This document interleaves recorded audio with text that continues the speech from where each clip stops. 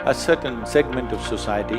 On one level, they're talking about gender equality, and another level, constantly denigrating the female form. When your very presence has influence over people, how you keep yourself is very important.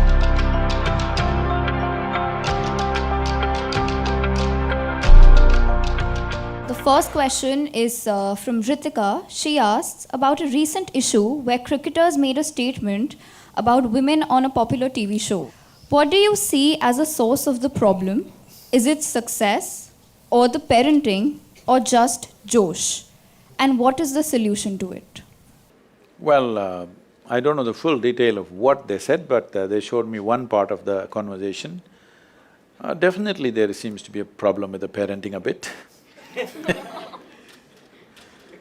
Apart from that, I think it's also a certain type of, a certain segment of society. I don't have a proper vocabulary, probably we can say that page 3 or what page, I don't know, they've moved to some other page now. That kind of society is in this kind of bravado, where on one level they're talking about gender equality, and another level they're constantly denigrating the female form in many ways, So probably these young boys are a little carried away with that kind of thing, and they thought they will look little more, snazzy in front of the society by saying such things. Well, I think they must be penalized to some extent. At the same time, you should not destroy their careers because they still are young men. One of them, I think, came out and said, "I'll never again do this." Some penalty has happened, shaming has happened, I think it's enough. There's no need to hang them for that. It's not necessary to do that. But at the same time, creating a culture around us where we must create a culture where gender matters only in certain places. Rest of the time, what do I care? What is your gender? Huh? No, why do I care whether you're a man or a woman? What is my business with you? Well, if you want to go to the bathroom, you must know which gender you are. If you want to be in the bedroom, you must know which gender you are. Rest of the places, why should you know whose gender is what? You value them for what they can do and cannot do, isn't it? You're a journalist. My trouble with you will be, what kind of journalism will you do? Why do I care whether you're a man or a woman? Should it not be so? Only then gender equality will happen. Gender is a small thing, we've made it too big. We've made it so big simply because this gotten into our heads, it's not staying in our bodies. Gender is a bodily thing, it must stay with our bodies, isn't it? If it gets into your head, it becomes a perversion of all kinds. So, Sir Prashanti wants to know, there are many people who are considered youth icons, who have touched my life in a big way, but I see that they themselves are miserable in their personal life. Why would you like to… what would you like to tell those icons, and how can you help?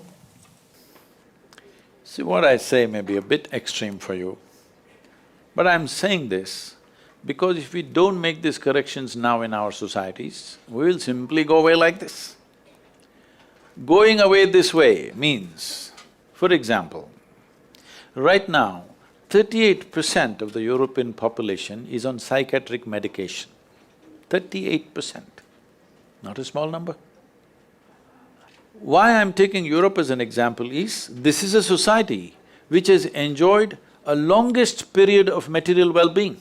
How that well-being came is another matter, okay?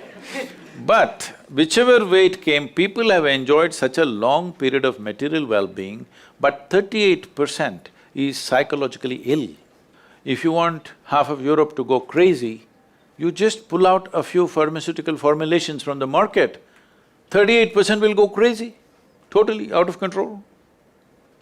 70% of American population is on prescription medication, not just psychological, but all kinds, prescription medication. So to be healthful, you need chemicals. To be peaceful and balanced, you need chemicals. You're going this way simply because you have not handled a few fundamental things right.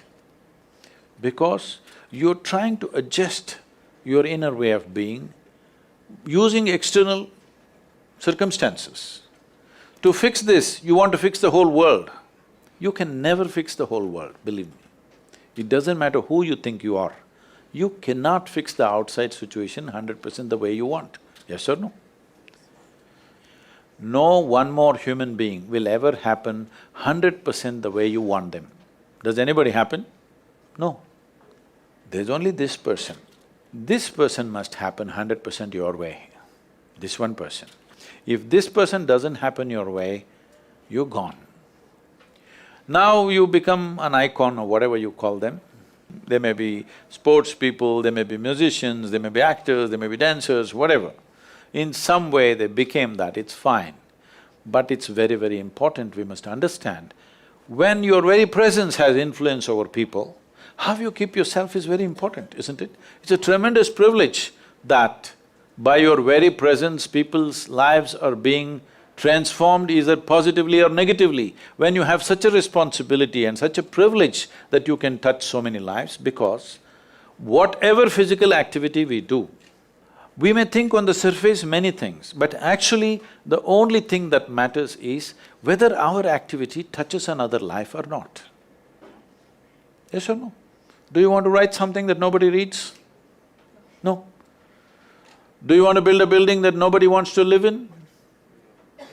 Do you want to sing a song that nobody wants to listen to? Because the need for human being to expand and touch another life means somehow you kindle life in another person. This is important. It is because of that somebody has become an icon. When such a privilege has come to you that you can actually make things happen in another person's life through your very presence or song or dance or talk or whatever, it's extremely important that you keep yourself in such a way that you will lead to a positive result for everybody who's in touch with you. But this responsibility has not been exercised properly. And I've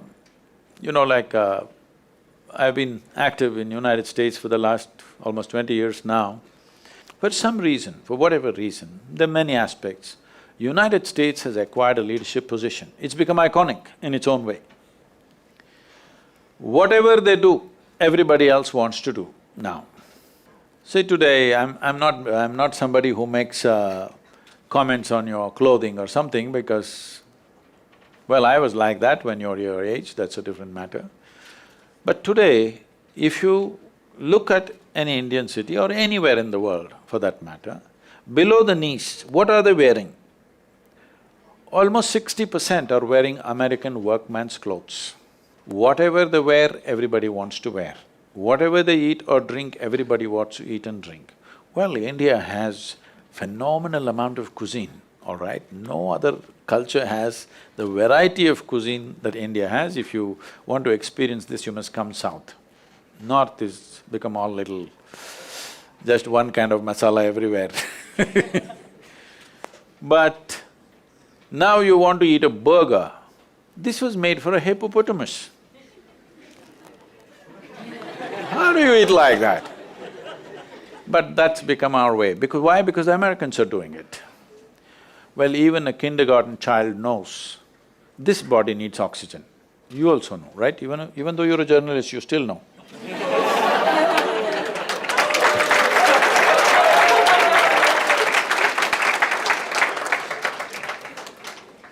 But they put carbon dioxide in a bottle and they say this is the real thing, and the whole world drinks it, all right?